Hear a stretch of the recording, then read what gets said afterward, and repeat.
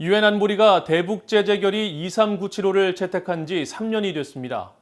제재 이후 북한의 대외 무역이 큰 폭으로 떨어지고 노동자들의 송금액이 크게 줄어드는 등 북한 경제에 실질적인 타격을 입힌 것으로 관측됐지만 정작 중요한 목표인 북한의 비핵화는 달성하지 못했다는 평가도 나오고 있습니다.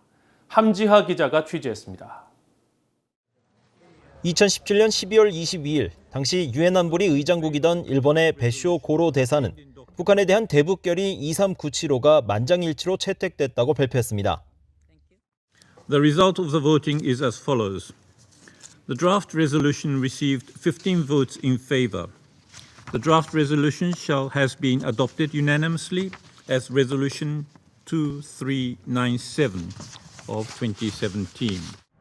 전달인 11월 북한의 대륙간 탄도미사일 ICBM 발사에 대응해 채택된 23975는 같은 해 9월과 10월에 채택된 23715와 2375호와 함께 북한 대외 무역의 90%를 옥죄는 것을 목표로 추진됐습니다.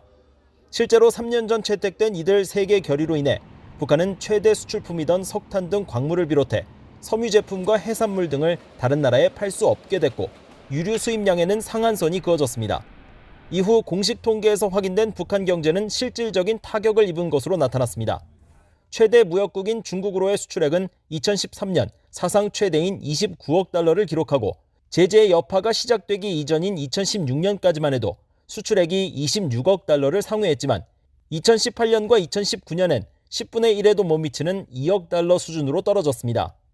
여기에 북한과의 무역을 전면 중단한 동남아시아 나라들과 무역 규모를 대폭 축소한 러시아 등과의 교역액까지 합친다면 지난 3년간 북한의 외화 손실액은 최소 70억 달러에 이를 것으로 추정됩니다. 노동당 39호실 고위직 출신 탈북민 리정호 씨는 최근 VOA와의 인터뷰에서 2017년을 전후해 채택된 대북 제재가 김정은 정권에 실질적인 타격을 가했다고 평가했습니다. 과거의 그 제재는 불법 활동을 하는 북한 무역 회사들 그리고 개인들, 북한 무역 운행들을 따라다니며 제재했는데 제재 효과가 별로 없었습니다.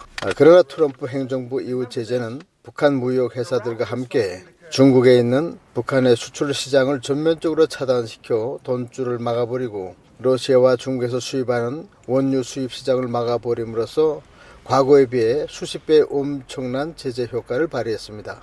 그것은 김정은 정권에 심대한 타격을 가했습니다. 하지만 일각에선 북한에 가해진 유엔 제재가 원래의 목적, 즉 비핵화 목표 달성에 실질적인 역할을 했는지에 대해 이견도 제기하고 있습니다. 켄 고스 미 해군 분석센터 국제관계국장은 VOA와의 전화통화에서 북한의 핵 프로그램의 개발 속도를 늦춘 건 외교적 관여가 있었던 지난 2018년이었다며 제재보단 외교가 더 큰 효과를 냈다고 주장했습니다. 이런 가운데 최근 미 국무부는 북한의 제재 회피에 대응하는 제보 웹사이트를 개설하는 등 북한 정권에 대한 압박을 강화하고 있습니다. 이런 압박 속에 북한 핵 문제가 새로운 돌파구를 만들어낼 수 있을지 주목됩니다. VOA 뉴스 함지하입니다.